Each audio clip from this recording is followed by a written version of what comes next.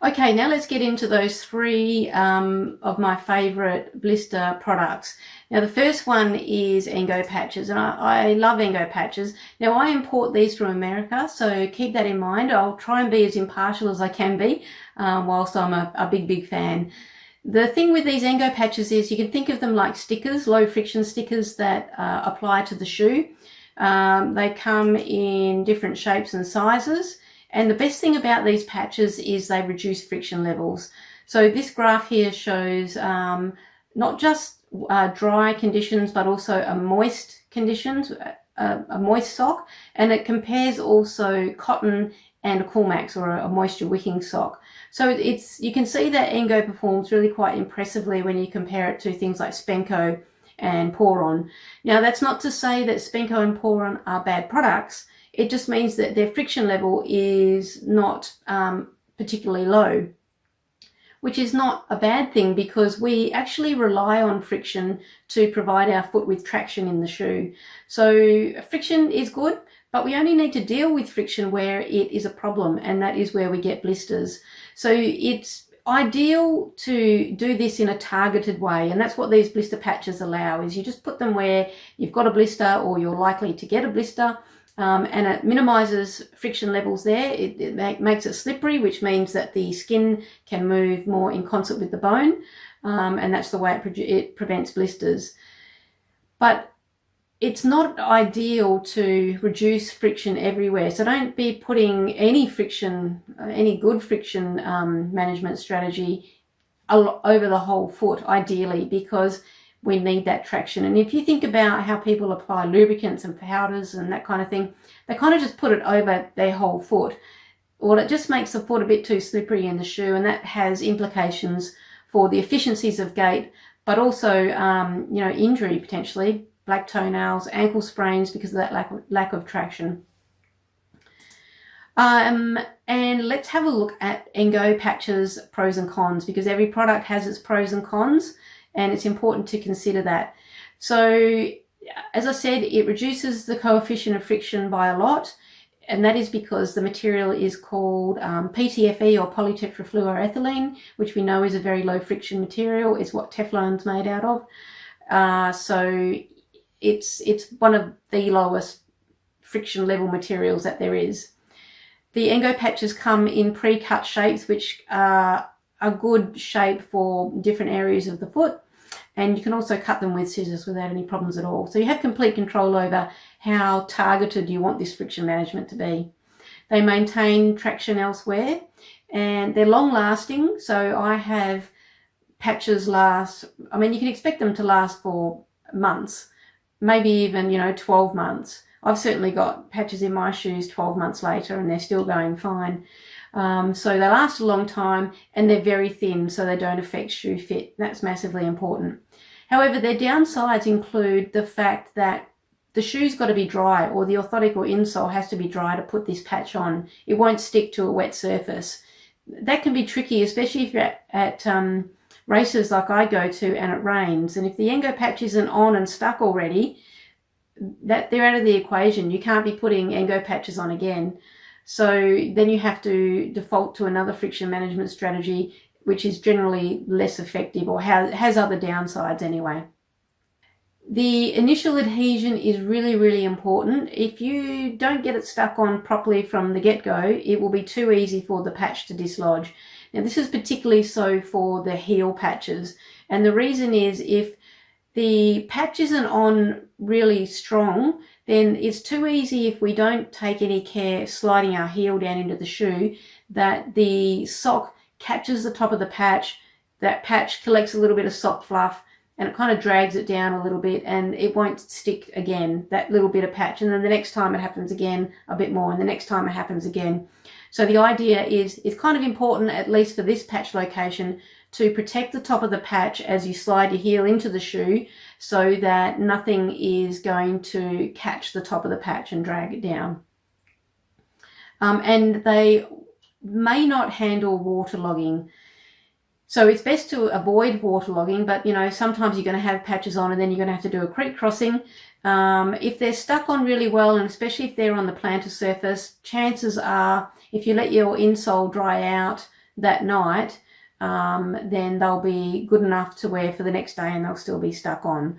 However, there are some areas where the patch tends not to stick so well, so it's going to come loose and only maybe last another day or two. And they certainly won't handle you putting your shoes in the washing machine where there's soap and waterlogging. They'll come off for sure.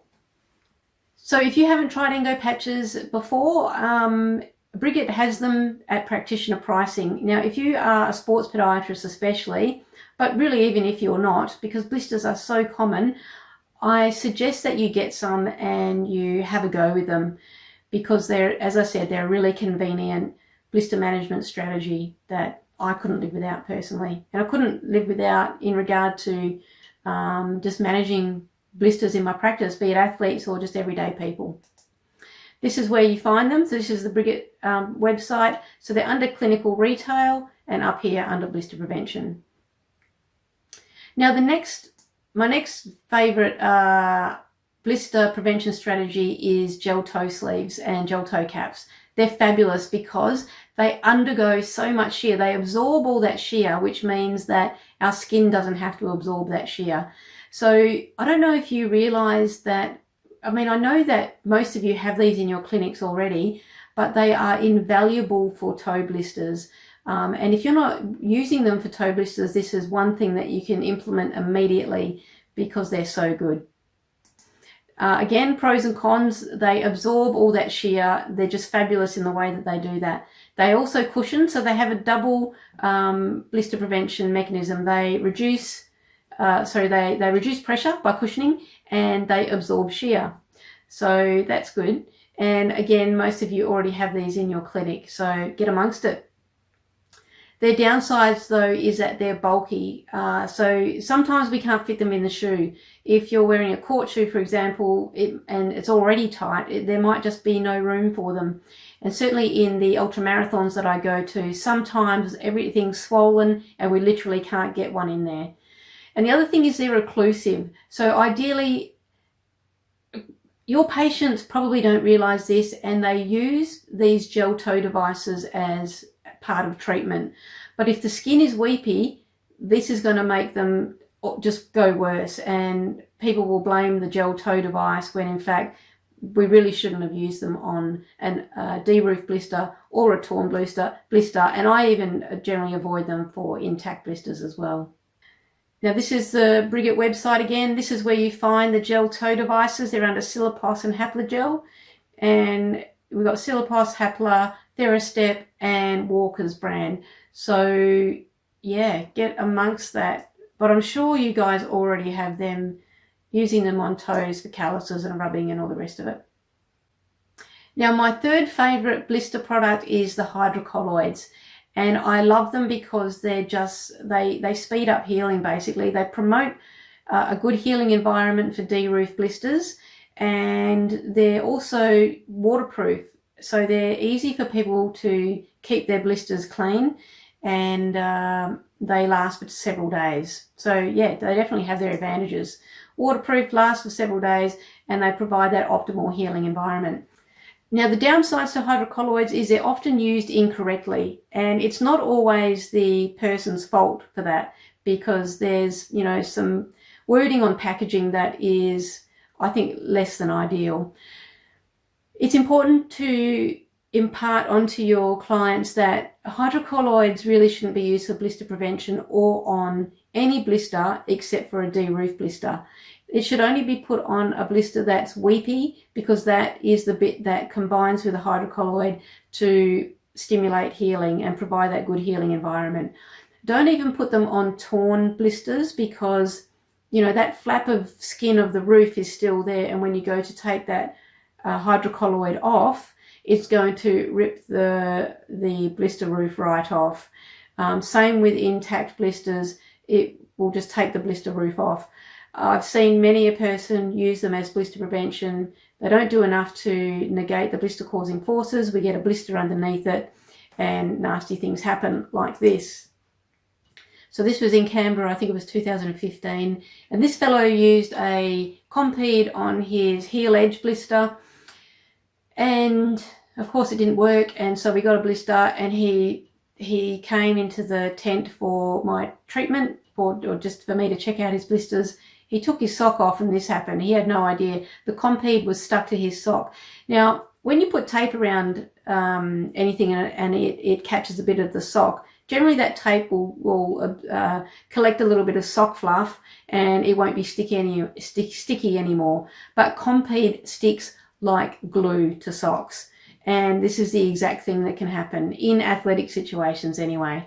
So we took an intact blister and we turned it into a torn blister. And in the end, because this runner had to keep going, and see it's quite a messy, there's a bit of mud and stuff in the blister, we de-roofed it all together.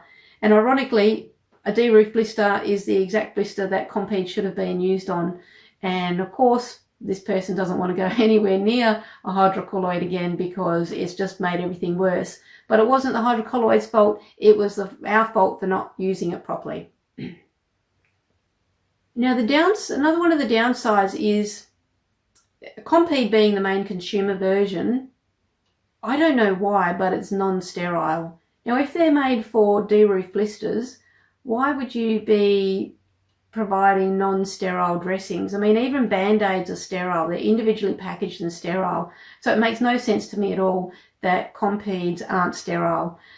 But it kind of stands to reason when you read the packaging on Compeed is they say you can use them for blister prevention and they say that you can use them on any type of blister. So it's kind of, you know, people aren't doing the wrong thing. They're following the instructions on the Compeed packet. But I just think those instructions are wrong. Yes, they'll sell more Compeed, but they're making some blister situations worse.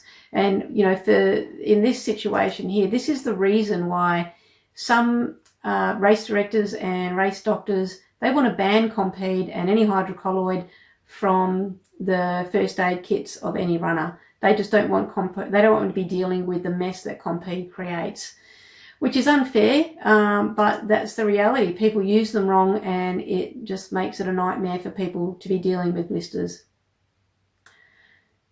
Now, when we're in clinic and we apply a hydrocolloid to the skin, we never just put the hydrocolloid on and send them away. We would always put fixation tape around the edges of the hydrocolloid.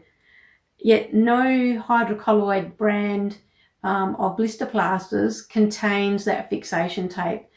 Yeah, sure, you can buy a box of fixation tape, but wouldn't it be convenient to have the fixation as part of the product? I just think that is a no-brainer. It just makes it easier to use hydrocolloids better. So the fixation is quite important.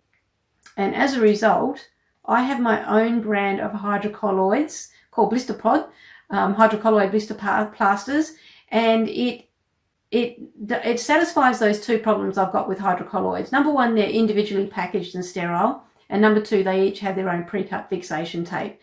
The fixation tape isn't sterile. They just come in a little snap lock bag altogether, but the plasters are individually packaged and sterile.